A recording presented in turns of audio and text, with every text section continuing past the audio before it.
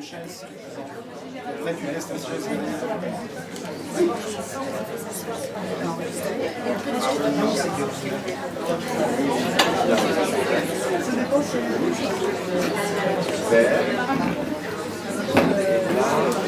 bon? Attends, donne-la-moi.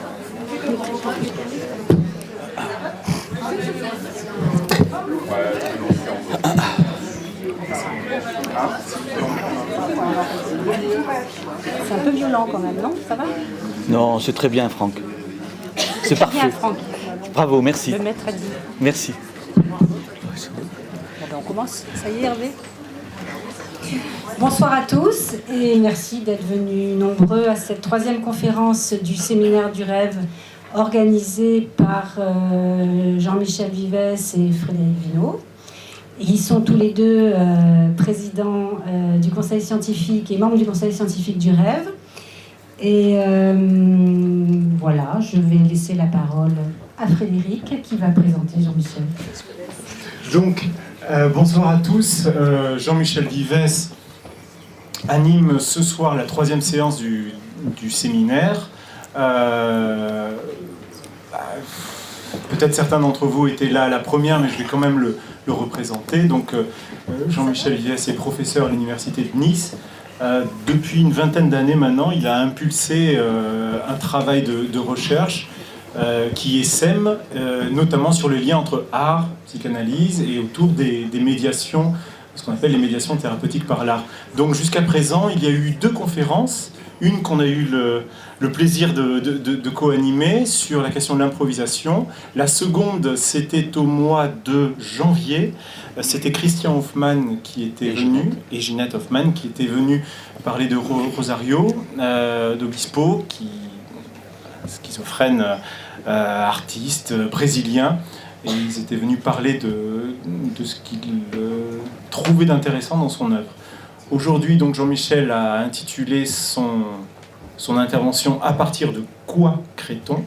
Il y a encore plusieurs conférences qui sont prévues, notamment Bernard Chouvier, qui a écrit récemment un ouvrage à partir de l'œuvre de Fernando de Pessoa. Et ensuite, Laurie Lofer sur Romain Gary. Voilà, ça se terminera, notre cycle se terminera, mais vous le savez probablement, mais je préfère l'annoncer quand même, se terminera au mois de mai, le 14 mai, avec un grand colloque ici à Vence, sur Théodore Reich, l'art et la manière. Voilà. Donc je laisse la parole à Jean-Michel Vives, et puis bien sûr, à la fin de la conférence, nous avons un temps où on peut discuter tous ensemble des questions qui auront été soulevées par l'intervention de Jean-Michel. Voilà. Je vous remercie de votre attention. Merci Frédéric.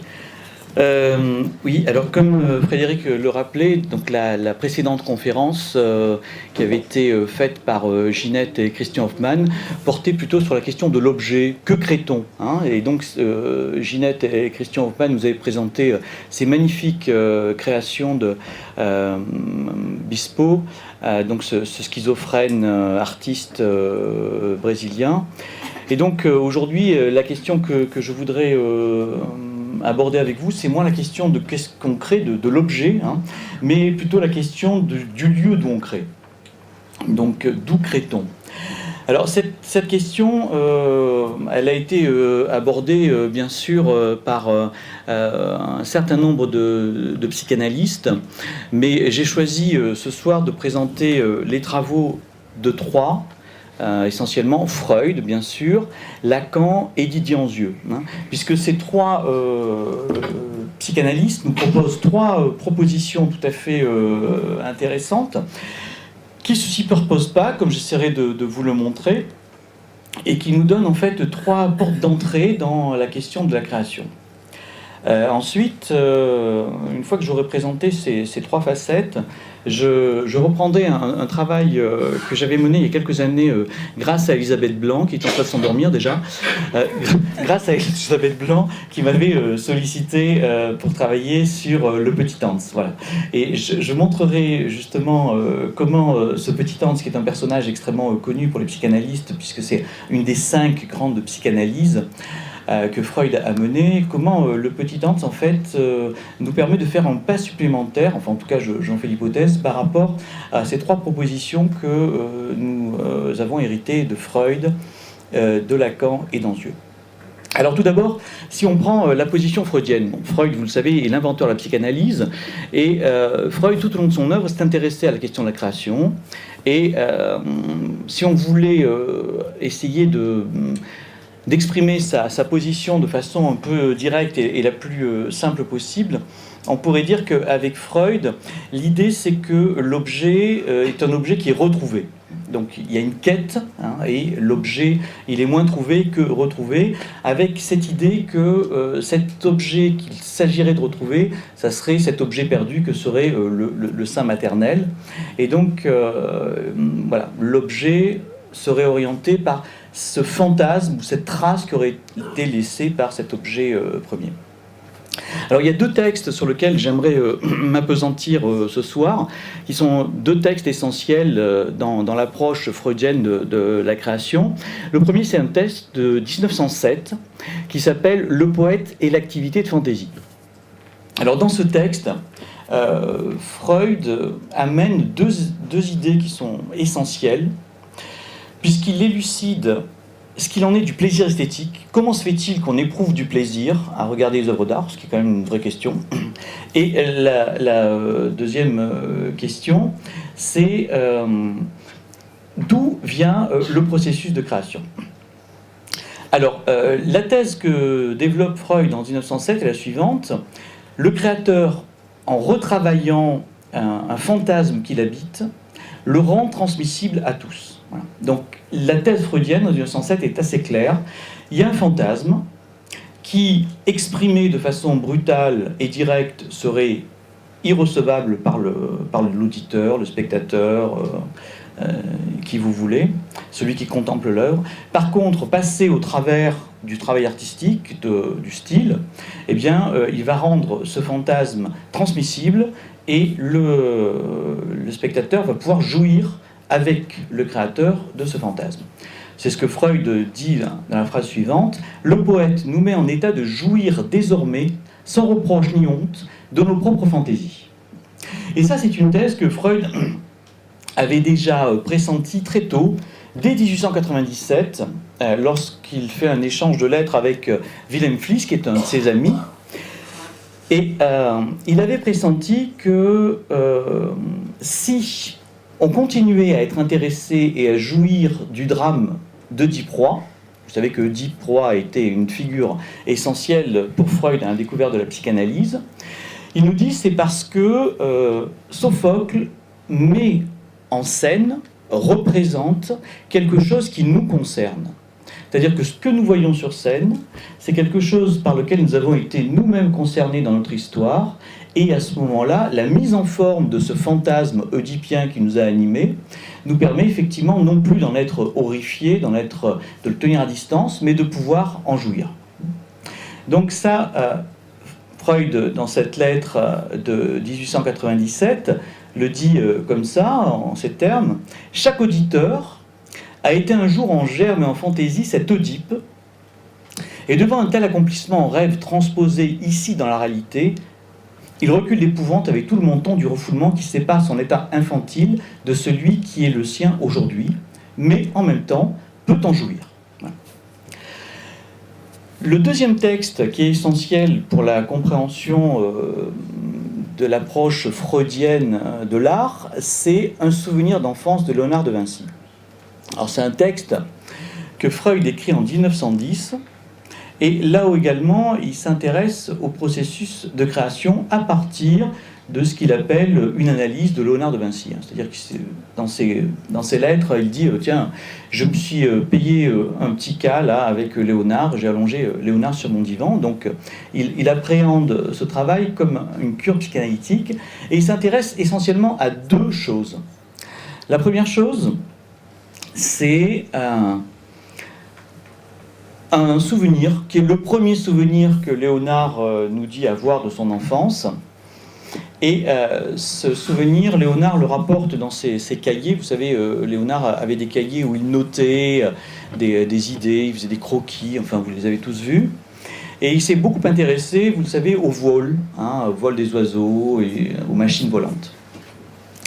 Et dans un de ses carnets, il rapporte un souvenir, il dit que, étant enfant, il se souvient qu'un oiseau, alors je dis un oiseau parce qu'il y a eu tout un problème autour de la traduction Milan, vautour, etc., etc. Donc un oiseau se serait penché et posé sur son berceau, avec sa queue, il aurait frappé ses lèvres, il aurait entrouvert ses lèvres. Voilà. Et donc Léonard dit, enfin il fait lui-même l'hypothèse que c'est à partir de ce souvenir, à partir de cette première expérience, qu'il aurait été intéressé par la question des vols, la question des machines volantes, etc., etc. Ça, c'est la première chose. La deuxième chose, c'est ce sourire énigmatique qui flotte sur tous les visages féminins, et pas que féminins, puisqu'on le retrouve sur le Saint Jean-Baptiste, ce sourire énigmatique qu'on rencontre dans toutes les peintures. Et Freud va essayer de forcer l'énigme de ce sourire et de nous donner une interprétation. Pourquoi ce sourire est si étrange et qu'est-ce qu'il nous raconte ? Et puis le troisième point qui va beaucoup intéresser aussi Freud dans ce travail, c'est la question du rapport de Léonard avec ses œuvres. C'est-à-dire qu'on le sait, Léonard a eu beaucoup de mal à terminer ses œuvres, il en a abandonné beaucoup, et même il considérait par exemple que la Joconde n'était pas un tableau terminé. Donc Freud s'intéresse à ces trois points. Alors pour le vol, je ne m'y attarderai pas parce que c'est une partie du texte qui est extrêmement compliquée et qui ne nous intéresse pas essentiellement ce soir. Je m'intéresserai plutôt à la question de l'énigmatique sourire. Et voilà l'hypothèse que fait Freud par rapport à cet énigmatique sourire. Je le cite, « Les femmes en train de sourire ne sont rien d'autre que des répétitions de Katharina, sa mère, et nous commençons à pressentir la possibilité que sa mère ait possédé le mystérieux sourire qu'il avait perdu et qui le captiva tellement quand il le retrouva chez la dame Florentine. » Donc l'histoire de Léonard est la suivante. Sa mère avait été séduite, elle a été donc mise enceinte, elle a élevé son enfant seule pendant 4-5 ans, et au bout de 4-5 ans, son père l'aurait repris. Mais pendant 4-5 ans, ce que nous dit Freud, c'est qu'il y a eu une espèce de présence et d'amour débordant de cette mère pour le petit Léonard. Et donc là, vous voyez, l'hypothèse freudienne, elle est claire, encore une fois. Ce que l'on retrouve dans l'œuvre freudienne, c'est un fantasme, c'est un souvenir. Donc, encore une fois, pour Freud, on pourrait dire que l'idée, c'est qu'on crée à partir de quelque chose. C'est-à-dire, c'est un fantasme qui est un re-souvenir et une retrouvaille dans l'œuvre d'art. Alors, la position freudienne est un petit peu plus compliquée que ça, comme d'habitude, parce qu'il existe une première forme, une première phase de ce texte, que Freud n'avait pas publié, mais qu'il avait exposé devant ce qu'on appelait la Société psychanalytique de Vienne. C'est-à-dire, vous savez, c'était un petit groupe de psychanalystes qui étaient réunis autour de Freud, une quinzaine, et donc on testait des idées comme ça le mercredi soir, on disait des textes, on voyait comment les gens réagissaient, enfin, ça permettait comme ça d'avancer. Et Freud va faire une première présentation de son travail sur Léonard, pardon, et qu'il va appeler en fait un fantasme de Léonard de Vinci. Donc le second texte s'appellera Un souvenir d'enfance de Léonard de Vinci. Et alors ce qui est intéressant, c'est que les éditeurs français des œuvres complètes de l'œuvre de Freud, dans la notice qui est consacrée au texte qui sera publié en 1910, ils expédient un peu rapidement cette première conférence, donc cette première version du texte, et voilà ce qu'ils disent. Ils disent, le 1er décembre, Freud a fait une conférence intitulée « Une fantaisie de Léonard de Vinci », mais il s'en trouve insatisfait. Or, c'est pas exactement ça. C'est-à-dire que quand on lit clairement les minutes psychanalytiques de Vienne et quand on lit la correspondance de Freud, ce dont on s'aperçoit, c'est que Freud n'était pas insatisfait de sa conférence, il était insatisfait des retours qu'il avait eus à sa conférence. Donc faites attention à la fin.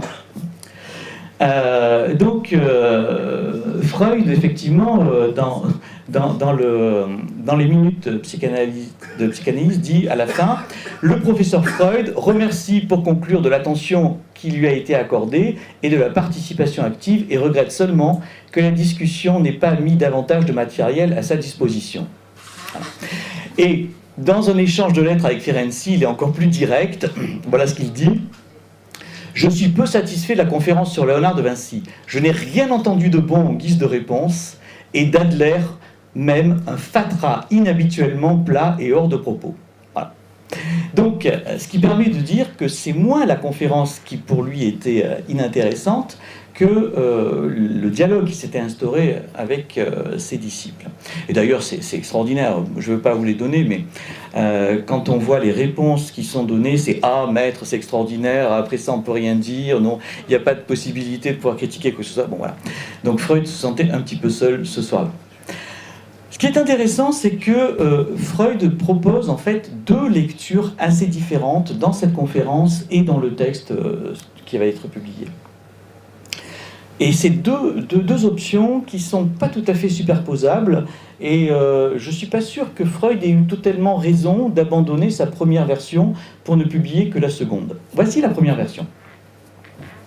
Pour Léonard, la première chose, et la plus importante, je cite Freud, pour Léonard, la première chose et la plus importante qui le tracasse fut la question de savoir pourquoi il n'avait pas de père, comme les autres enfants.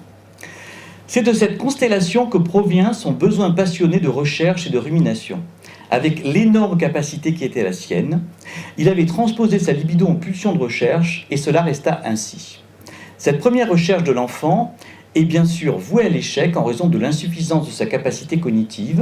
Le fait que cette première recherche reste inachevée laisse un effet paralysant pour toute la vie. Et là, on voit bien que la première hypothèse freudienne, c'est on crée, ou en tout cas quelque chose de la création est activé à partir d'un trou, d'une énigme, de quelque chose qui est incompréhensible et inconnaissable. La deuxième version qu'il va donner de la création de Léonard, donc dans le texte publié, est la suivante. Celui qui crée en tant qu'artiste se sent assurément vis-à-vis de ses œuvres père lui aussi. Pour ce qu'a créé Léonard en tant que peintre, l'identification avec le père eut une conséquence fatale. Il créa ses œuvres et ne s'en soucia pas plus que son père, qui ne s'était fait de soucis pour lui. Donc là, vous voyez, la deuxième proposition freudienne est différente, c'est-à-dire que ce que propose Freud à ce moment-là, c'est que c'est l'identification au père, le père en tant qu'abandonneur, celui qui abandonne, qui le conduirait à abandonner lui-même ses propres œuvres. Et on voit bien que là, c'est à partir d'un fantasme, donc un enfant est abandonné, pourrait-on dire, que Léonard va constituer son œuvre. Donc, vous voyez, là, on pourrait dire qu'il y a deux propositions chez Freud. L'une qui nous dirait on crée à partir d'une énigme irrésolue, qui serait liée à l'absence du père, donc une absence de signifiant. Et sur cette absence de signifiant, on buterait et s'érigerait la création. Et puis, une autre proposition qui me paraît moins stimulante, on crée à partir d'un signifiant, donc la reprise du fantasme, etc. etc. Ça, c'était pour une présentation rapide, et j'espère en tout cas que vous avez pu suivre, de la proposition freudienne quant à la création. La seconde proposition qui est extrêmement forte et importante, c'est celle qui est menée et conduite par Lacan. Alors, Lacan va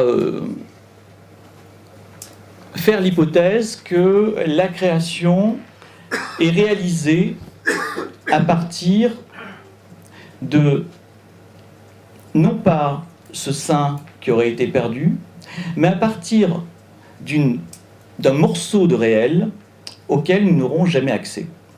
Alors l'hypothèse, et ça c'est une hypothèse que Lacan reprend depuis Freud, au moment de la rencontre entre l'enfant et l'objet primordial de satisfaction, vous voyez que j'évite d'utiliser le terme de mère, même si on peut superposer les deux, il y aurait une partie que l'enfant pourrait recevoir et reconnaître, et puis il y aurait une partie qui resterait totalement étrangère, une partie qui resterait opaque, une partie qui resterait constante, et c'est ce que Freud appelait déjà la chose.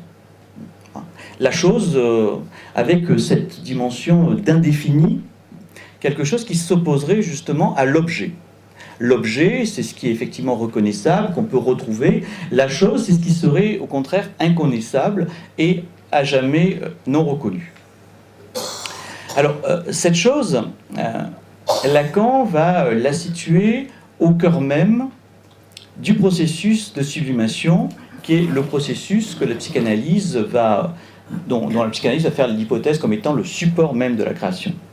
Et il va nous proposer la définition suivante concernant donc la création et la sublimation. Il va dire sublimer, c'est élever l'objet à la dignité de la chose. Alors ça veut dire quoi ? Ça veut dire qu'à travers tout objet créé, et là vous pouvez penser aux objets que Ginette et Christian Hoffman nous ont montrés la dernière fois, c'est autre chose qui est visé.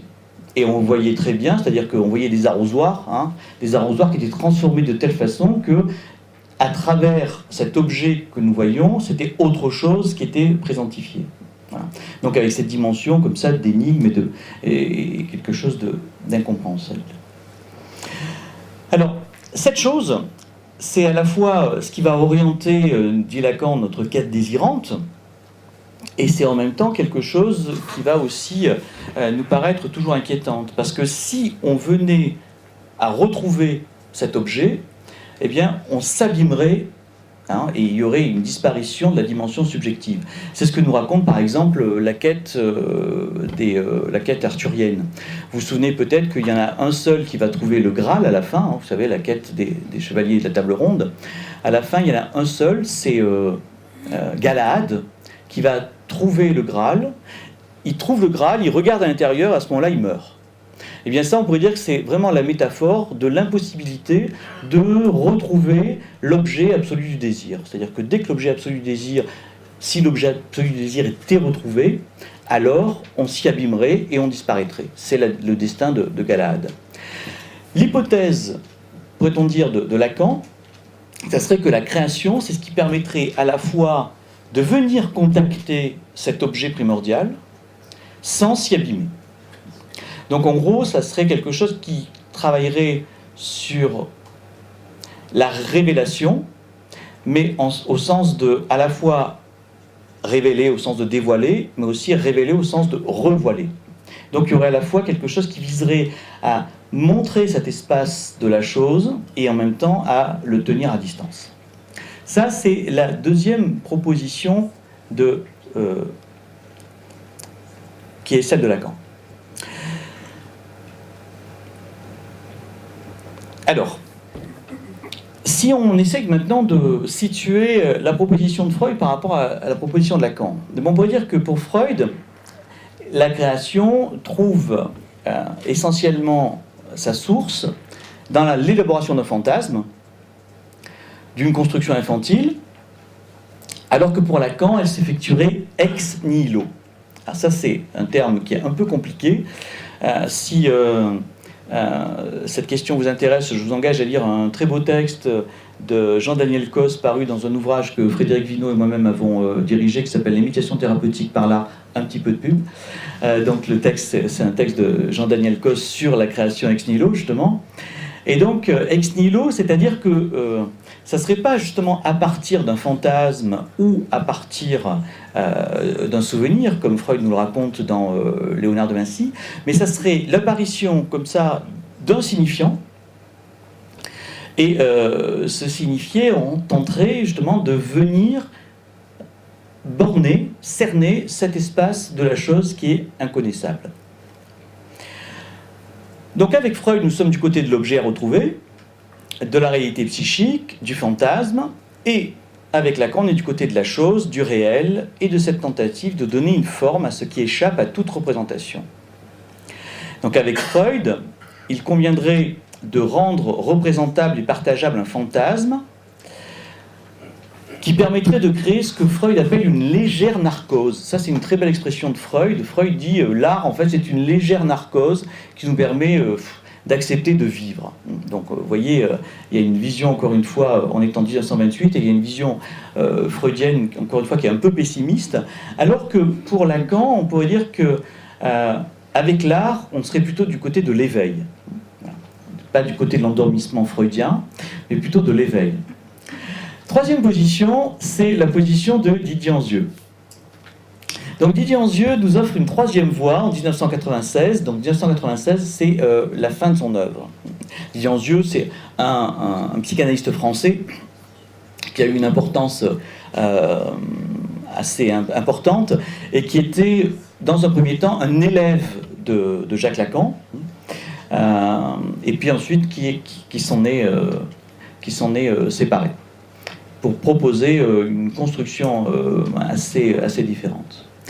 Alors, l'hypothèse que va faire Didier Anzieux quant à la création est la suivante. Il nous dit que la création trouve son origine dans ce qu'il va appeler l'inemployé. Et voici la définition qu'il nous donne. Cet inemployé représente en creux le matériau de l'œuvre à venir. Alors, qu'est-ce que c'est que cette histoire de l'inemployé ? La proposition de Anzieux est la suivante. La création serait la conséquence d'une expérience qui n'a pu être enregistrée ni même éprouvée. Et voici la définition, qui est une définition assez poétique qu'Anzieux nous donne, mais qui nous pose un certain nombre de problèmes. Vous verrez, j'essaierai de vous les montrer juste après. Voici la définition que nous donne Anzieux. Vous verrez, c'est une définition très poétique. L'œuvre tisse sur les traces laissées par ce surgissement d'une pulsion déferlant inopinément dans sa pleine force faisant rupture, une toile d'araignée pour les capter. Elle leur fournit une enveloppe fragile dont elle suture incessamment les déchirures, où elle découpe, recoue et rapièce. L'idée, en fait, d'Anzieux, c'est que l'œuvre serait une espèce de peau que le créateur tisserait pour venir faire tenir entre elles des expériences premières qui n'auraient pas pu être intégrées. Alors, une des difficultés principales de la théorie d'Anzieux, mais c'est aussi quelque chose qui me paraît tout à fait intéressant, se rencontre dans la définition suivante. Voici ce que nous propose Anzieux. Autour de l'impensé, de l'innommable, de l'irreprésenté et de l'inéprouvable, l'œuvre compose une peau de mots, d'images plastiques ou sonores. Alors on comprend assez bien ce que veut dire Anzieux. La source de la création, pour lui, serait issue des expériences précoces qui n'auraient pu être intégrées et que l'œuvre tenterait de faire tenir en tissant une espèce d'œuvre peau, pour reprendre le concept qui a été le concept majeur apporté par Anzieux, qui était l'idée de moi-peau. Mais comme on le repère dans cette définition, Anzieux aussi dit dangereusement entre deux positions qui me semblent absolument inconciliables. Ainsi, vous avez peut-être entendu que dans la définition se succèdent les termes d'impensé, d'innommable, d'irreprésenté et d'inéprouvable. Or, ces adjectifs renvoient des processus au statut métapsychologique radicalement différents. Pour donner un exemple, je vais m'attacher à vous montrer en quoi l'innommé n'est pas l'innommable. L'innommé renvoie à ce qui n'a pas encore reçu de nom, mais se trouve potentiellement en attente de cette nomination, quand l'innommable qualifie ce qui ne peut absolument pas être nommé, ce qui ne peut advenir à la nomination. Dans le premier cas, dans l'innommé, on serait du côté du rejet. C'est un processus que Freud va décrire de façon très rapide en 1925 dans son texte qui s'appelle La dénégation, et qui va appeler effectivement la question la Werfen. du jeté. Et puis, il y aurait un autre processus aussi qui serait actif chez le sujet, nous dit Freud. Ça serait non plus la Verwerfen, le jet, mais la Verwerfen, le rejeter, c'est-à-dire quelque chose qui serait radicalement tenu à distance. Eh bien, on pourrait dire que l'innommé et l'innommable sont dans le même type de rapport. Alors, pour le faire entendre différemment, je propose de reprendre en fait ce que dit Alain Didier Weil dans son ouvrage de 95 qui s'appelle « Les trois temps de la loi », où Alain Didier Weil reprend les premiers versets de la Genèse. Et vous allez voir comment, dans ces premiers versets, on peut comprendre ce qu'il en est, cette différence entre l'innommé et l'innommable. Alors, Alain Didier Weil attire notre attention sur la nomination différente qui implique des destins différents de ce que la parole divine va entraîner. Et il y a deux termes sur lesquels Alain Didier Weil attire notre attention, c'est le terme de ténèbres et de abîme. Et vous allez voir que la traduction de Chouraki, qui est une très belle traduction assez littérale, des versets 2 à 5, nous permet vraiment d'entendre ces deux destins. Alors voici, je cite les versets. Vous allez les reconnaître, même si vont paraître un petit peu étranges, parce que la traduction de Chouraki les rend un petit peu étranges. La terre était tohu-bohu, une ténèbre sur les faces de l'abîme, mais le souffle d'Élohim planait sur les faces des eaux.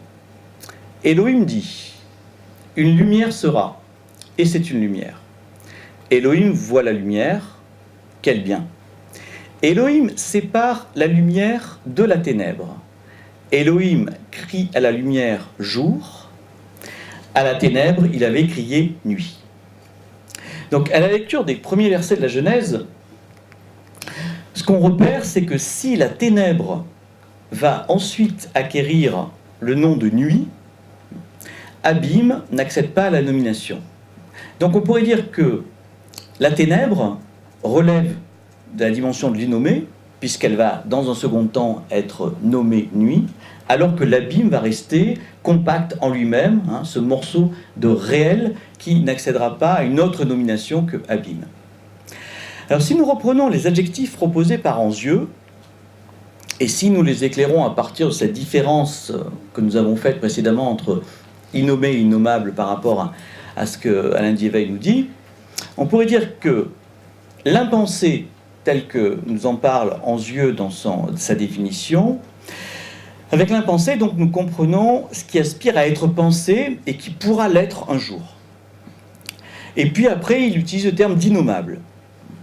Et l'innommable, c'est ce qui ne saurait accéder à aucune nomination. Et puis après, il prend le terme d'irreprésenté. Et avec irreprésenté, eh ben, on pourra entendre ce qui n'a pas encore donné lieu à une représentation, mais ce qui pourra un jour donner lieu à une représentation. Et puis, il utilise ensuite le terme d'inéprouvable. Et avec inéprouvable, on retombe du côté d'un autre processus, puisque l'inéprouvable, c'est ce qui restera à tout jamais en dehors de tout éprouvé. Donc, vous voyez, si on suit cette ligne-là, on repère ici clairement qu'Anzieux oscille entre deux positions quant au statut des phénomènes à l'origine du processus de création.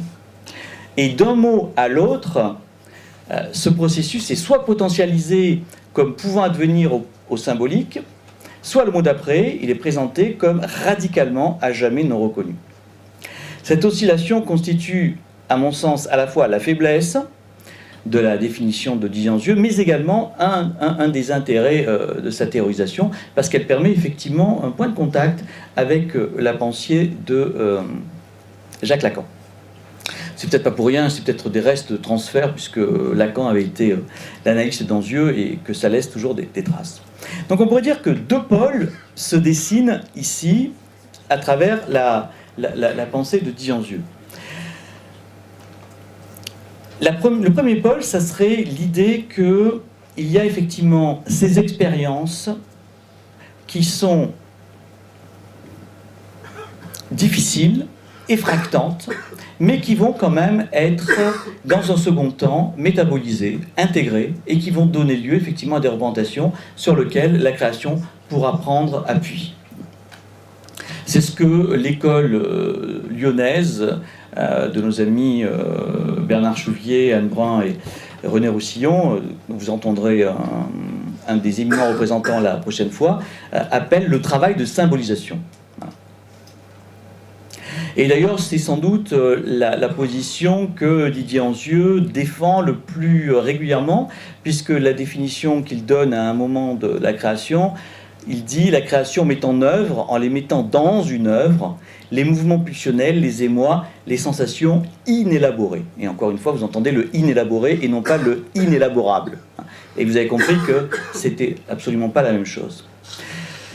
Pour autant, chez Didier Anzieux, on entend aussi autre chose. À côté de l'inélaboré, il y aurait l'innommable et l'inéprouvable qui renvoient à un autre registre. Or, si nous sommes confrontés à de l'impensable, à de l'innommable, à de l'irreprésentable et à de l'inéprouvable, dans ce cas, le seul processus de symbolisation ne peut pas être le seul efficace. Comme nous le rappelle Lacan à plusieurs moments de son œuvre, il dit que tout du réel ne peut être pris en charge par le symbolique. Qu'est-ce que ça veut dire? Ça veut dire que les mots sont impropres à pouvoir rendre compte de tout, et que il y a une limite.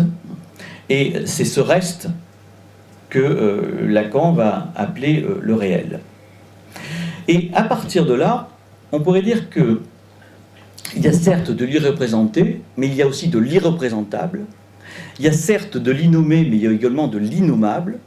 Il y a certes de l'inéprouvé, mais également de l'inéprouvable. Voilà. Et donc vous comprenez que c'est cette articulation entre ces deux registres, de l'absolument inintégrable à jamais et de ce qui va pouvoir advenir à la représentation, qui va faire le travail de l'œuvre. En tout cas, c'est l'hypothèse que je fais. Et si on veut essayer d'articuler ces trois points de vue, qui à mon sens sont moins des points de vue antagonistes que trois entrées différentes et trois registres sans doute aussi différents par rapport au processus de création, je pense qu'il faudrait essayer de penser comment s'articule le représentable, et ça c'est la position freudienne, partir du fantasme et le rendre représentable pour pouvoir le partager, l'irreprésenté, ça c'est la position de Didier Anzieux et de l'école lyonnaise, et l'irreprésentable qui là serait plutôt la position de Lacan. Donc vous voyez là cette espèce de stress qui serait le processus de création qui tiendrait compte de ces trois vecteurs et ces trois niveaux. Alors, pour faire un pas supplémentaire, et pour essayer de mettre à l'épreuve ce que je viens de vous dire, j'aimerais donc repartir sur un travail que j'avais fait, encore une fois grâce à Elisabeth Blanc, sur le petit Hans. Et en fait, à l'occasion de ce travail, je m'étais intéressé au devenir du petit Hans. C'est-à-dire que le petit Hans, c'est un cas qui est très connu de tous les psychanalystes, parce que c'est un petit garçon que Freud a traité par l'intermédiaire de son père. C'est un petit garçon qui avait des phobies. Il avait entre 5 et 6 ans, et au bout d'un certain temps, il était incapable de sortir de chez lui parce qu'il avait peur des manifestations liées aux chevaux, il avait peur du bruit que faisaient les chevaux quand ils tombaient. Enfin, voilà, il y a tout un tas de choses qui faisaient que petit à petit, son univers s'était rétréci et il était incapable de sortir de chez lui. Donc le père du petit Hans, c'était un proche collaborateur de Freud, et il a inventé, en gros, ce qui allait devenir ensuite le dispositif du soin en pédopsychiatrie, puisque par un jeu de questions et de réponses et une observation des jeux du petit Hans, il va interpréter le vécu de ce petit garçon. Mais ce qui est intéressant, c'est que ce petit garçon a été soigné de sa phobie. Bon, Lacan dit, bon, on ne serait pas intervenu, sans doute qu'il aurait été soigné aussi. Mais bon, faisons l'hypothèse que c'est l'intervention du père du petit Hans et l'intervention de Freud qui va soigner le petit garçon. Mais ce qui est beaucoup plus intéressant, c'est le fait que le petit garçon n'est pas simplement soigner sa phobie, mais il va devenir, 15 ans plus tard, à l'âge de 20 ans, le premier metteur en scène d'opéra, au sens moderne du terme. C'est-à-dire que ça va être l'inventeur. Alors, le théâtre avait déjà connu la révolution du travail de mise en scène. L'opéra ne l'avait pas encore connu, hein, et on s'intéressait essentiellement à la beauté des gosiers. Et le petit Hans, Herbert Graf de son vrai nom, va devenir celui qui va s'intéresser à ce travail tout à fait particulier qui est de mettre en scène des voix. Qu'est-ce que c'est effectivement de mettre en scène des voix? Alors ce qui est tout à fait intéressant, c'est que dès 1906, donc au moment où Freud réalise et écrit son observation du petit Hans, il fait une note en bas de page qui n'a jamais intéressé personne, mais qui est vraiment tout à fait clairvoyante. Freud nous dit, chez lui, comme l'a même observé le père, intervient en même temps que ce refoulement une part de sublimation. Dès le début de l'anxiété, il montre un intérêt accru pour la musique et développe ses dons musicaux héréditaires. Bon, alors les dons héréditaires, bon, ça c'est un peu faible, donc on va passer là-dessus. Mais ce qui est quand même beaucoup plus intéressant, c'est l'idée effectivement que Freud repère qu'au moment de la phobie et au moment du traitement de la phobie, il y a un dispositif qui commence à apparaître et le petit Herbert Graf essaye de trouver une solution qui est autre que la solution symptomatique, c'est-à-dire celle de rester cloîtré à la maison. Il essaye comme ça de trouver quelque chose d'autre. Donc 15 ans plus tard, le petit Hans devient le grand Herbert. Et il décide, comme ça, de devenir metteur en scène d'opéra. Et à l'âge de 19 ans, il va voir Freud. Et il dit « Je suis le petit Hans ». C'est très mignon, parce que vous imaginez un grand gaillard comme ça qui se présente à Freud sous son nom de scène, en fait, hein, puisque le petit Hans, c'est son nom de scène. Et donc, Freud se jette à son cou, il dit « Ah, mais c'est magnifique, alors comment vas-tu ?» Et le petit Hans dit ouais, « Je vais très bien ». Il dit « Ah, mais c'est super, j'en suis ravi, parce que quand j'ai publié ton cas et qu'on avait vu toutes les explications sexuelles qu'on t'avait données, et j'y en donne, les gens étaient horrifiés, ils disaient « Mais qu'est-ce que vous allez faire de ce pauvre petit garçon? Il va devenir un pervers absolument atroce. » Bon. Et Freud est tout à fait content de voir que ces hypothèses sont vérifiées. Et alors ce qui est rigolo aussi, c'est que à l'âge de 70 ans, Herbert Graf, qui était à ce moment-là le directeur du théâtre de Genève, il y avait un colloque de psychanalystes qui se tenait à Genève sur la psychanalyse des enfants. Et c'était Anna Freud, la fille de Sigmund Freud, qui animait le colloque. Et il y a un vieux monsieur de 110 ans qui vient et qui lui dit « Bonjour, je suis le petit Hans ». C'est vraiment magnifique, hein. C'est-à-dire qu'il faut croire que, je veux dire, c'était difficile pour lui de sortir de ce rôle. Alors autant Freud avait été ravi de retrouver le petit garçon, autant Anna Freud, elle n'en a rien fait. Peut-être qu'elle avait peur de se trouver confrontée comme ça au personnage, hein. C'est-à-dire que c'était déjà devenu une espèce d'image d'Épinal en 1970, le petit Hans. Donc si effectivement on était obligé de la confronter à la réalité, peut-être que c'était un petit peu compliqué. Donc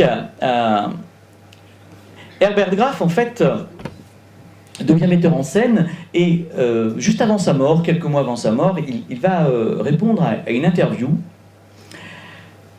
C'est là d'ailleurs qu'il révèle qui il est, hein, puisque jusqu'à cette interview, on ignorait absolument ce qu'était devenu le petit Hans.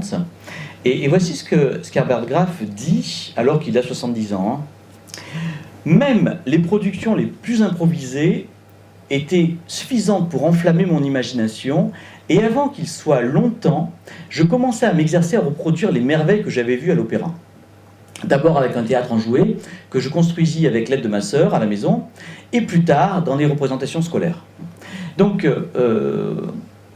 là, Herbert Graff a 5-6 ans, et déjà, hein, il est en plein dans son épisode phobique, et il dit qu'il est en train de bricoler ça, ses mises en scène, il refait les choses qu'il voit. Alors, ce qui m'intéresse, c'est que Freud, au moment où il écrit son texte, où il relate donc la cure assez étrange mais réelle du petit Hans, il dit il y a quand même un reste non résolu. C'est-à-dire que cette cure, elle n'a pas réussi à résoudre toutes les questions que le petit Hans nous avait posées. Et donc, ce qui est intéressant, c'est que je fais l'hypothèse que c'est justement à partir de ces restes, à partir de ce qui n'a pas été interprété, à partir de ce qui a fait énigme pour le petit Hans, qu'il va trouver une solution singulière et originale pour venir accommoder ces restes. En gros, on pourrait dire que la création, dans l'idée de Hans, ça serait de l'art d'accommoder les restes. Donc, comme le faisaient les grands-mères lorsqu'on n'avait pas tout mangé. Donc, il y a deux choses qui va faire reste dans l'analyse du petit Hans. C'est ce qu'il va appeler le charivari. Alors, le charivari, c'est quoi ? C'est un bruit que le petit Hans ne réussit pas très bien à définir, mais c'est le bruit que feraient les chevaux quand ils tombent, enfin c'est tout un tas de choses comme ça. Et Freud et le père du petit Hans essayent de cerner cette histoire du charivari, mais bon, ça reste quelque chose qui n'est pas analysable. Et puis, il y a l'histoire de la tache noire. Alors la tache noire, ça serait quelque chose qui serait près de la bouche des chevaux, mais bon, Freud essaye beaucoup de choses, il dit mais et si c'était la moustache de ton père, et puis après ça va être autre chose, enfin bon, voilà, ils essayent beaucoup de choses, mais en gros, ça réussit pas à réellement donner une interprétation qui permettrait de donner un sens unique et définitif à ces deux signifiants. Donc en gros, à partir de là, je fais l'hypothèse que ce sont pour le petit Hans ce que je propose d'appeler des signifiants énigmes. Donc des signifiants qui ne seraient pas des signes, parce qu'un signe c'est ce qui représente quelque chose pour quelqu'un, mais qui ne seraient pas non plus réellement des signifiants au sens où ils s'intègrent dans une chaîne. Un signifiant, ça s'intègre dans une chaîne, et là, pour autant, ils sont plutôt isolés. C'est quelque chose qui va avoir du mal à se trouver dans une série. Et ces deux signifiants énigmes, on pourrait les situer du côté du regard, la question de la tache noire, et de la voix, le côté de la tache du charivari. Donc, on pourrait dire que ce sont deux pulsions là qui sont sollicitées, ce que Lacan va appeler la pulsion scopique, celle qui est liée au regard, et la pulsion invocante, celle qui est liée à la voix. Alors, si on reprend le trium dont je vous ai parlé précédemment, Freud, Lacan, Anzieux, on pourrait dire que si on prend l'option freudienne, certes, Hans, devenu grand, mettra en représentation scénique un fantasme singulier. Le fantasme singulier, c'est lequel ? C'est le fantasme de la femme qui, bien sûr, est sur toutes les scènes d'opéra. Je veux dire, tous les opéras sont constitués autour d'une figure féminine d'exception, et bien sûr, c'est cette figure d'exception qu'on va voir mourir sur la scène de l'opéra, non pas simplement pour la voir mourir, mais parce que quand elle meurt, elle chante. Et elle chante de façon particulièrement agréable pour l'amateur d'opéra. Donc les situations de mort, de folie, sont des situations qui vont permettre effectivement de faire jaillir l'objet voix. Et là on pourrait dire, donc si on a une lecture freudienne, on dira que donc c'est ce fantasme de la femme, et Lacan reprendra cette idée-là, même si c'est pas que le petit Hans est metteur en scène d'opéra dans la fin du séminaire 4, lorsqu'il parle de la femme toute. Donc ça, c'est la première lecture. On pourrait dire que si on prend la lecture de Dionzieux, il va tisser une œuvre importante qui viserait comme ça à réparer ces enveloppes psychiques effractées au moment de la névrose infantile.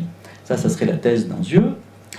Et puis, la thèse de Lacan, ça serait plutôt qu'il constituera un espace scénique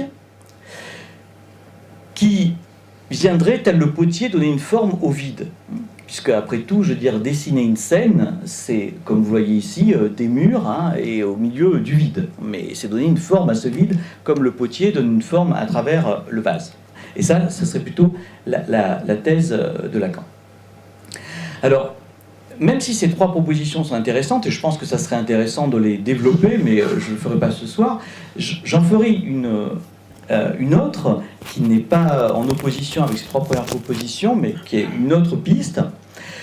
C'est que le devenir metteur en scène du petit Hans serait la réponse originale qu'il a trouvée pour traiter ces énigmes cernées mais non traitées par l'analyse. Donc ça serait une façon de répondre depuis ces signifiants énigmatiques que sont le charivari et la tache noire. Ce que le trauma de la névrose avait dissocié, puisque la névrose commence par un trauma scopique et puis va être poursuivie par ce charivari qui va être extrêmement important, et on pourrait dire que le processus de création va venir le réarticuler. Et ce qui a été effectivement fui et tenu à distance au moment de la phobie, va pouvoir être mis en scène, pour le coup, et les spectateurs vont pouvoir en jouir avec le metteur en scène. Alors, cette interprétation, on peut la deviner, ou en tout cas on peut l'étayer à partir de ce que Lacan nous donne comme élément dans le séminaire qu'il va consacrer en grande partie au petit Hans, qui est le séminaire sur les relations d'objets, séminaire 4. Alors ce qui est tout à fait intéressant, c'est qu'il faut quand même imaginer qu'au moment où Lacan tient son séminaire à Paris, le petit Hans est en train à ce moment-là de mettre en scène Don Giovanni au festival de Salzbourg, dirigé par Mitropoulos, donc dans un lieu effectivement extrêmement célèbre. Et je pense que si Lacan avait eu quelques informations sur le devenir du petit Hans, il y a peut-être des choses qu'il aurait dit un petit peu différemment.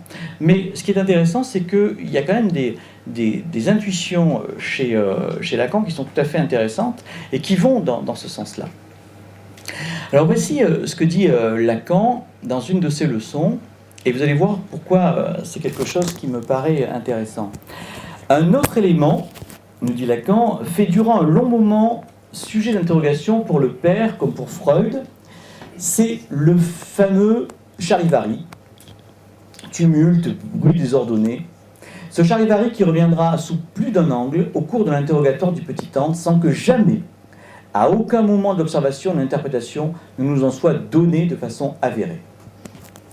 2 séances plus tôt, Lacan avait déjà avancé « Il est singulier que Freud ne se pose pas la question de savoir si le charivari, le tumulte, qui est une des craintes que l'enfant éprouve devant le cheval, n'est pas en rapport avec l'orgasme, voire avec un orgasme qui ne serait pas le sien. » Et un peu plus tard, Lacan nous lâche son interprétation.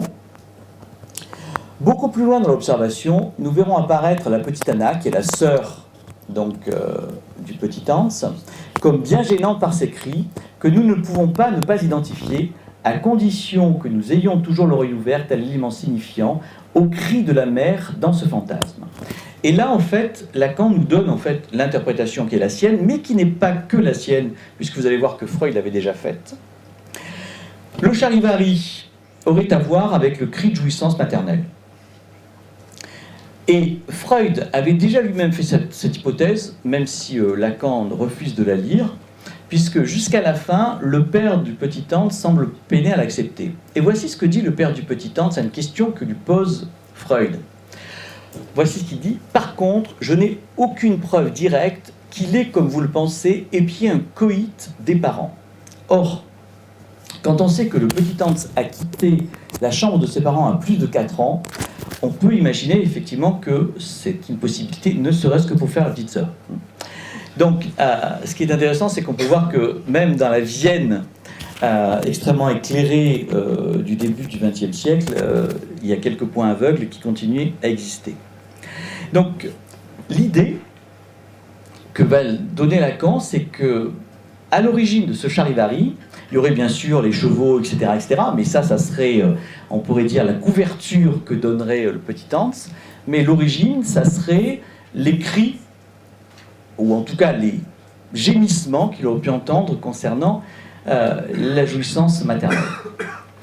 Alors, à l'âge de 16 ans, Herbert, puisque c'est son nom, est envoyé à Berlin, où il va voir les productions théâtrales de Max Reinhardt, qui était un immense metteur en scène du début du XXe siècle, et qui, lui, effectivement, a eu une influence extrêmement importante sur le renouveau de la mise en scène à l'opéra. Et quand il rentre à Vienne, Herbert se dit je vais devenir metteur en scène, et je vais devenir metteur en scène d'opéra. Il faut dire quand même que le petit Hans avait pour parrain Gustav Mahler, et que bien sûr quand on a Gustav Mahler pour parrain, ça aide quand même à avoir des intérêts musicaux assez élevés. Donc voici ce qu'il dit quand il a 70 ans. Je revins à Vienne, je sollicitais l'autorisation de monter la scène du forum de Jules César de Shakespeare dans le gymnase de l'école. Mais comme je prêtais néanmoins nettement moins attention aux nuances des grands discours qu'à la populace romaine hurlante et sifflante, le doyen mit fin à l'entreprise, le bruit commençait à interférer avec le travail scolaire.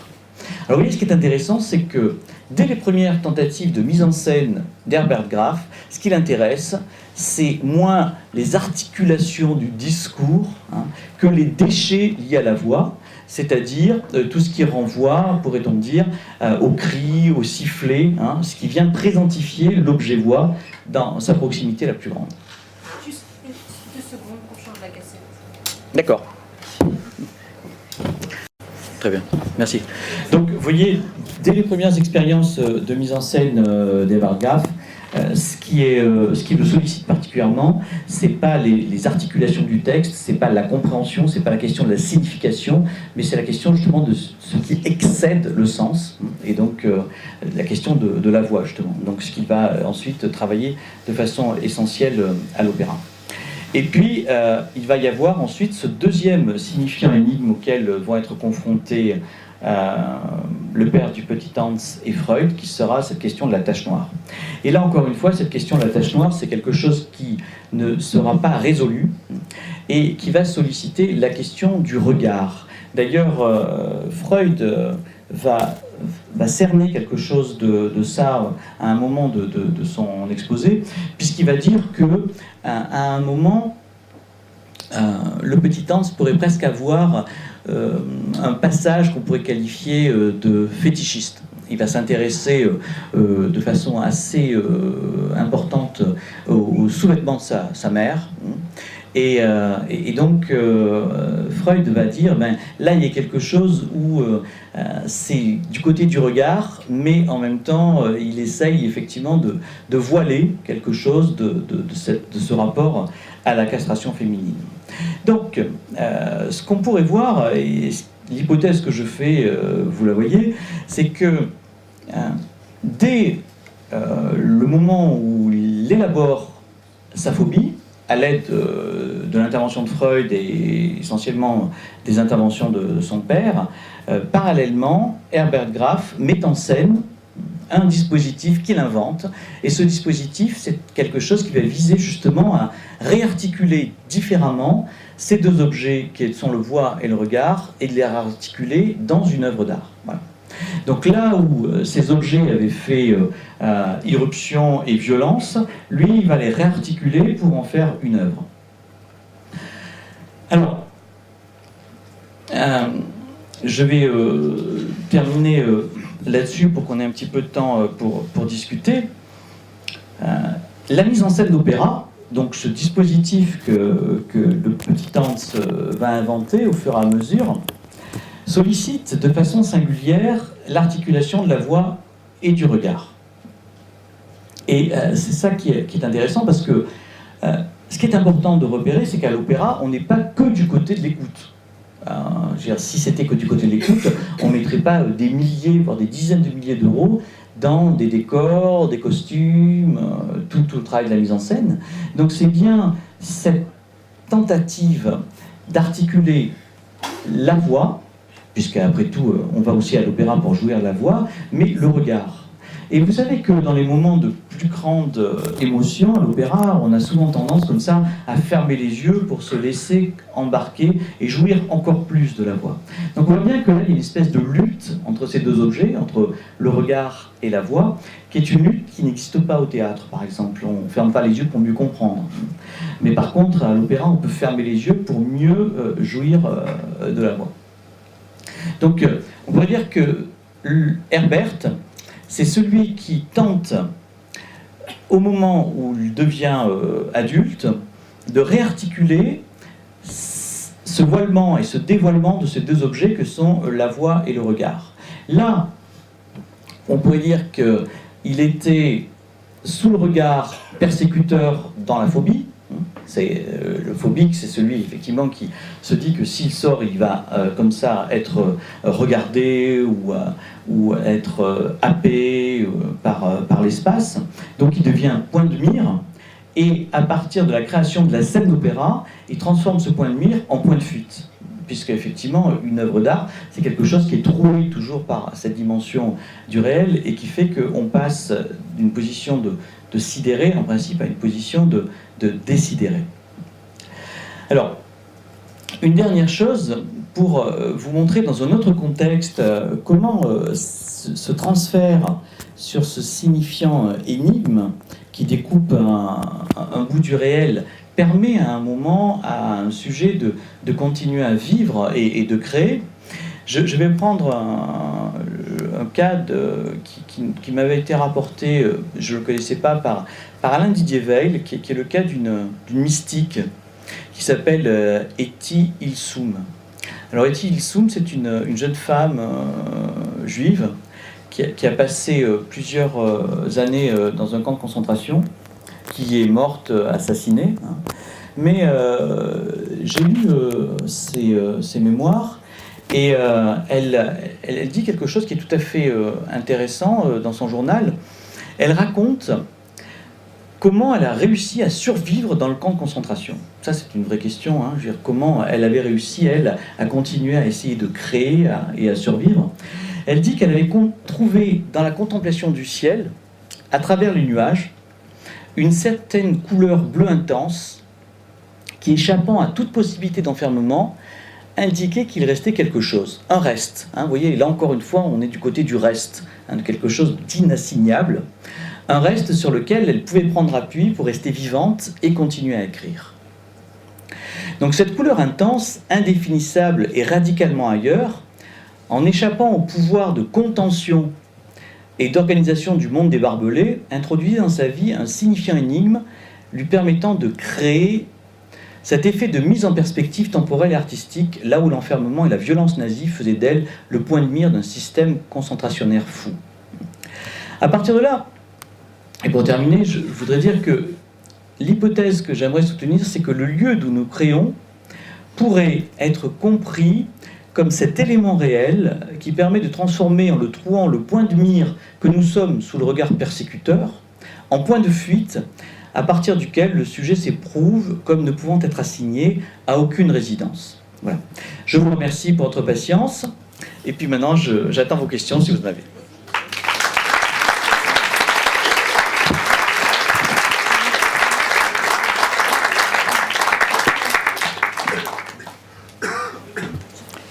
Elisabeth.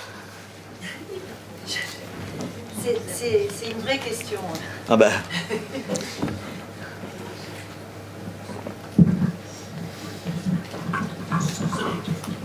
Oui, c'est une vraie question et je vais essayer de la formuler à ma manière. C'est celle de la création ex nihilo. Et c'est une réflexion, enfin une question que je me pose depuis très longtemps, notamment grâce à l'intervention d'un colloque de Gérard Pommier par rapport à l'écriture et ce qu'on appelle l'angoisse de la page blanche. Et Gérard Pommier avait dit mais une page blanche, elle est quand même toute pleine de tout ce qui a été écrit auparavant. Oui. C'est-à-dire qu'une page blanche, aussi bien qu'une page toute écrite, est pleine. Elle est pleine. Et donc, pour s'autoriser ou s'autoriser d'une écriture, peut-être qu'il est important, sur cette page blanche, de tracer un trait, d'ouvrir une brèche, pour justement ouvrir un espace, pour pouvoir s'y loger, sans venir bien évidemment combler cet espace, parce que sinon c'est impossible de s'y mouvoir. Donc, la question que je me pose de ce ex nihilo, et ça rejoint après l'histoire du charivari et du trait noir, c'est que il faut d'abord le mettre en place, ce rien. On ne crée pas à partir de rien, parce qu'il faut d'abord trouver le rien. Trouver le rien et en quelque sorte l'imposer. Un auteur, c'est quelqu'un qui impose du rien dans le charivari, dans le magma de l'ensemble des créations qui l'ont précédé. Et il y met son petit trait noir. Tu vois Oui. comment je joue avec tout ça. C'est-à-dire que dans ce magma, dans ce trop-plein de jouissance qui est l'ensemble des choses écrites ou peintes, ou etc., de toutes les créations qui ont précédé une création, il faut créer cette brèche, ouvrir cet espace, c'est-à-dire mettre en place du rien. C'est-à-dire d'abord il faut le créer, le nihilo. On ne crée pas le nihilo, mais on essaye de le mettre en évidence. Oui. Oui, je crois que c'est exactement ce que disent les premiers versets de la Bible. C'est-à-dire que le tohu et bohu, c'est quelque chose de plein. C'est pas rien. C'est effectivement à partir du moment où la parole divine intervient que tout d'un coup il y a tout d'un coup c'est l'abîme, et ça sera à jamais, ça restera à jamais incréé. Mais après tout, quand on trace le trait, effectivement, ça délimite quelque chose, et à partir de ce trait qui est tracé, il y a tout un tas de choses qui n'adviendront pas. Voilà, parce que c'est un choix, et qu'il y a toute une partie qui restera à jamais incréée. Et puis, en même temps, ce trait introduit une première différence. Et donc, c'est cette articulation jour-nuit. Voilà. Et cette articulation jour-nuit, en faisant une première opposition, crée, pourrait-on dire, un rythme primordial qui fait que le temps existe. Alors qu'effectivement, dans la page blanche, il n'y avait pas de temps, il n'y avait pas d'orientation.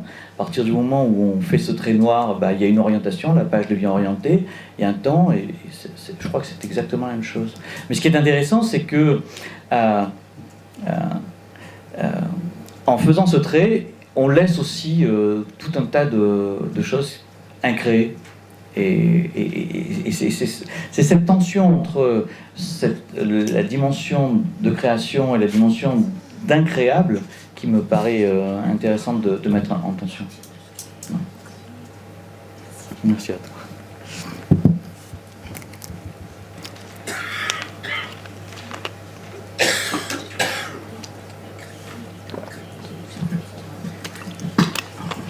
Oui, Jean-Louis, une question pour revenir sur le signifiant énigme.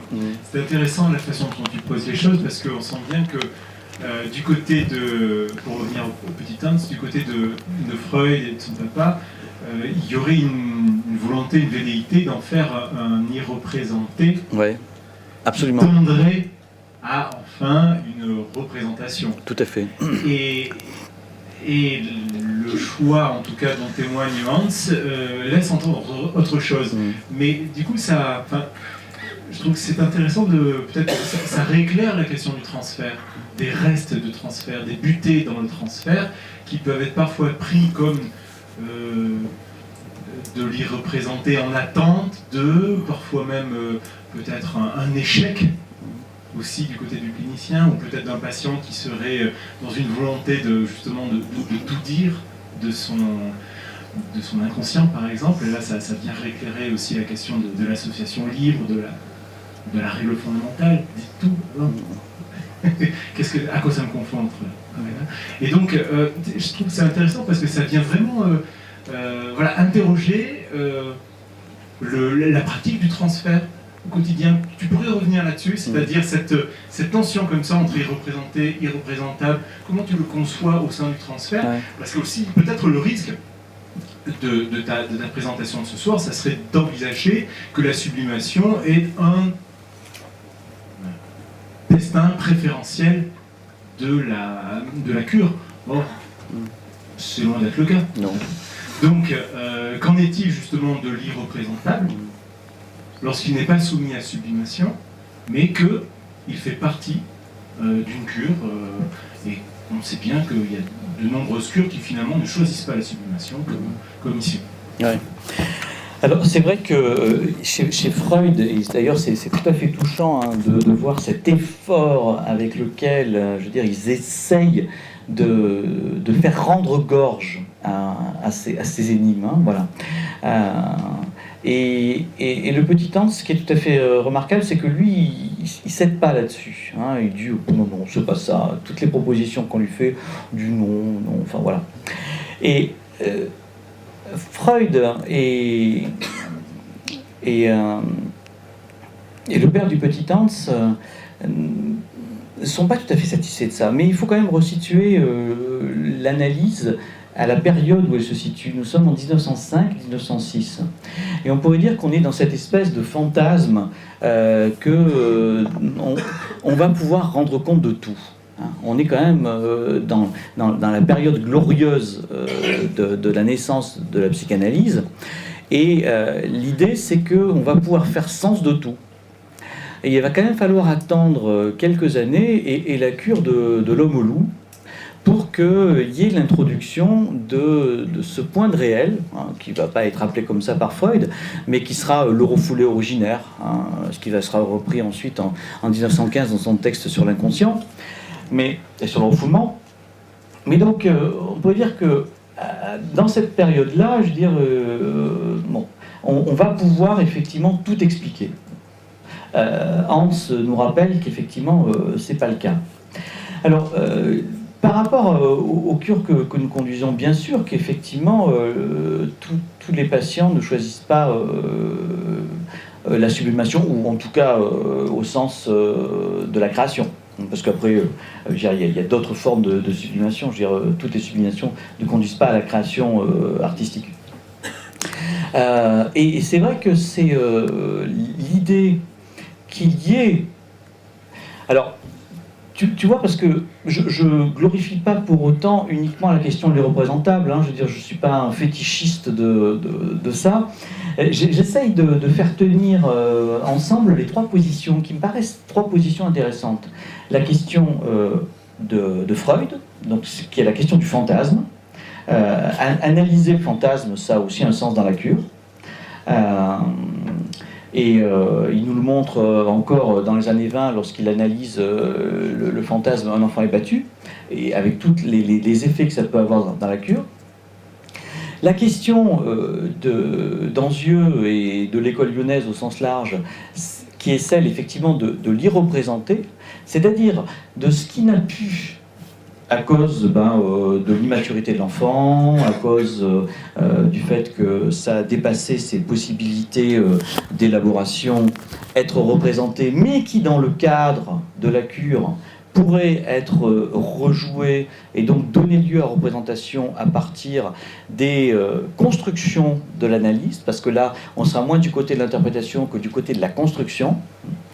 Et puis l'accueil aussi, et ça c'est effectivement, je pense, une troisième partie de notre travail, l'accueil de ces questions qui resteront énigmatiques et qui ne seront jamais résolues.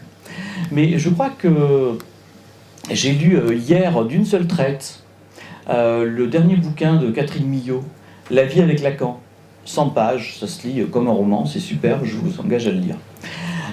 Et je crois que l'intérêt de ce bouquin, à part les 2 ou 3 anecdotes croustillantes, mais qui ne sont pas, je veux dire, c'est la façon dont Catherine Milhaud a de nous transmettre ce qui est la singularité du style de Lacan. C'est-à-dire que ce que met en évidence Catherine Milhaud, qui a vécu avec Lacan de très nombreuses années, et qui, scandale, mais elle en parle de façon assez courageuse et intelligente dans son ouvrage, et était aussi son analysante. Donc il y a eu ce mélange des genres assez compliqué, mais Catherine Milhaud en dit quelque chose. Et ce dont elle témoigne, c'est effectivement que Lacan était toujours celui qui allait au plus proche de ce point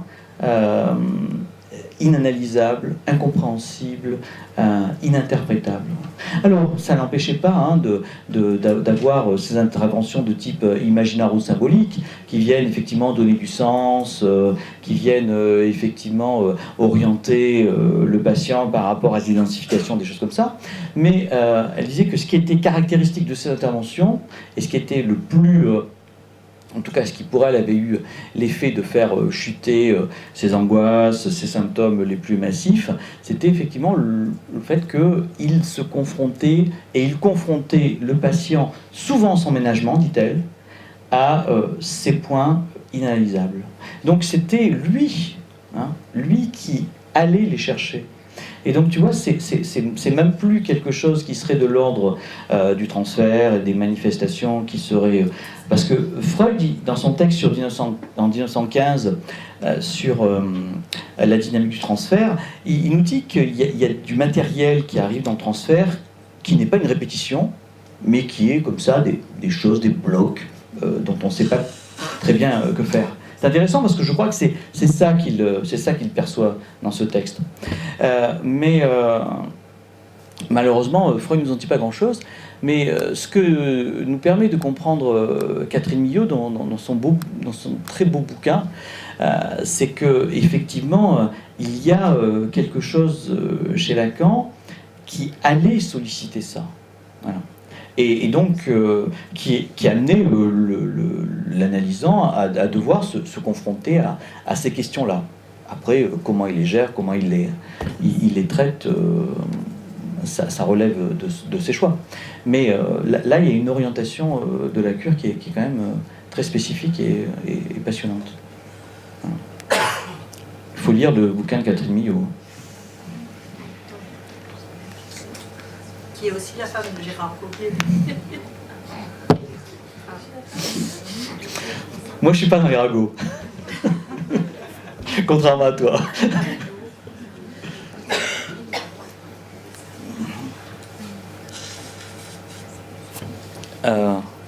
Alors, il est 8h30.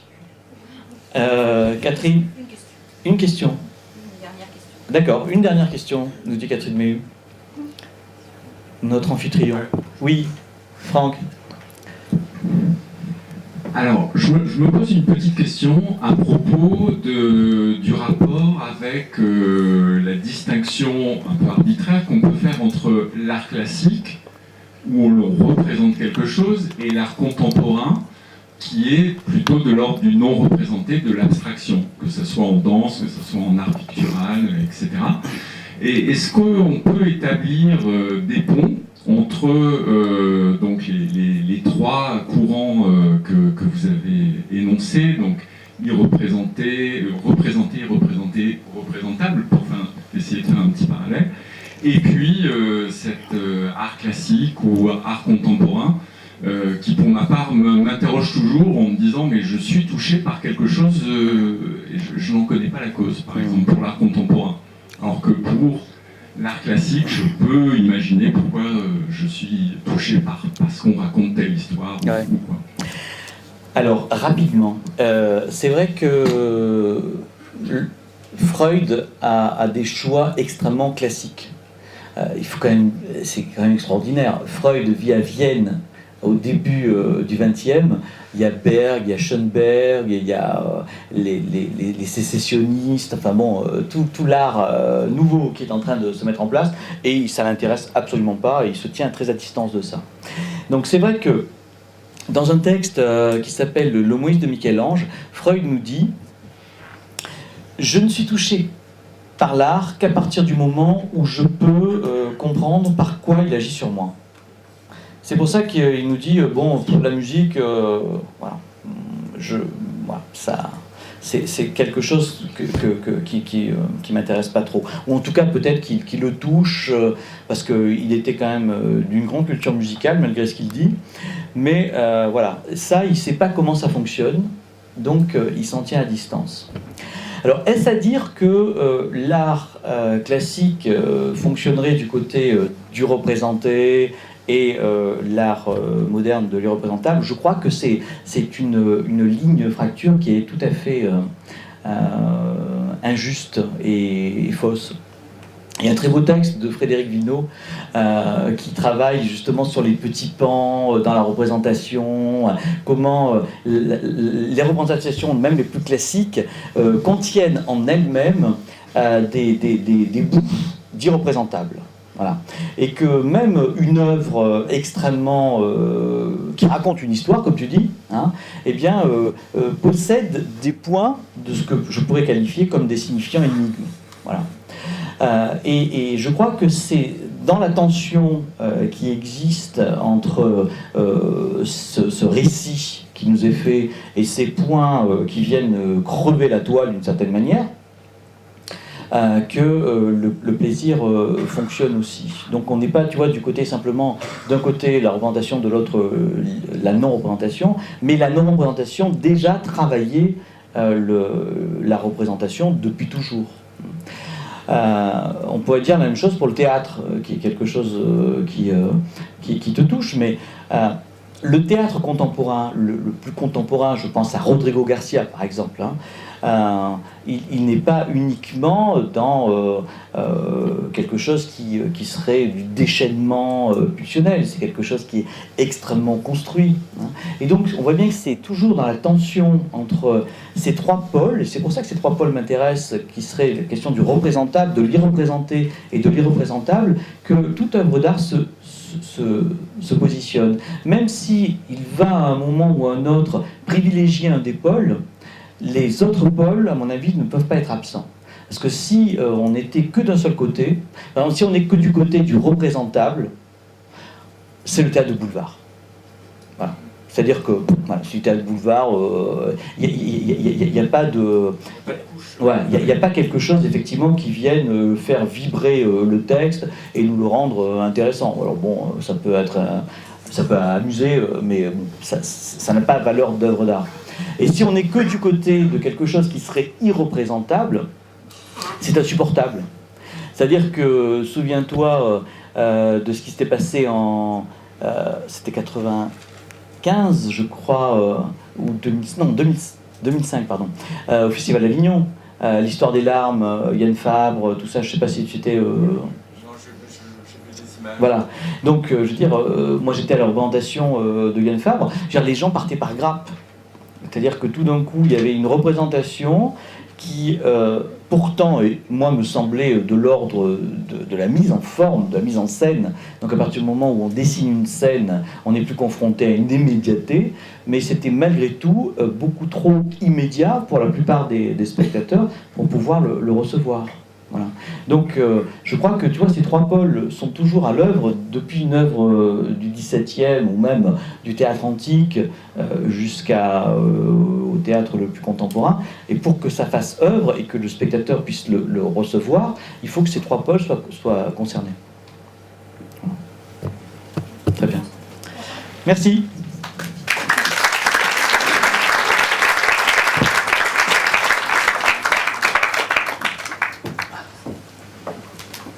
Je voudrais juste vous dire que nous avons une page Facebook sur le rêve et que la conférence sera publiée sur cette page Facebook et que vous pouvez dialoguer sur la page, continuer ces échanges sur la page Facebook.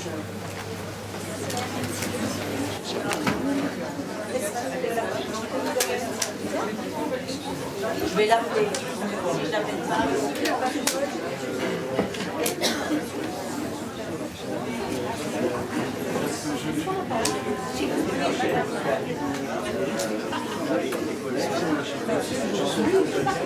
Oui, voilà, justement, c'est un gros problème. Voilà, le règle de la petite fonctionnelle. Puis, dans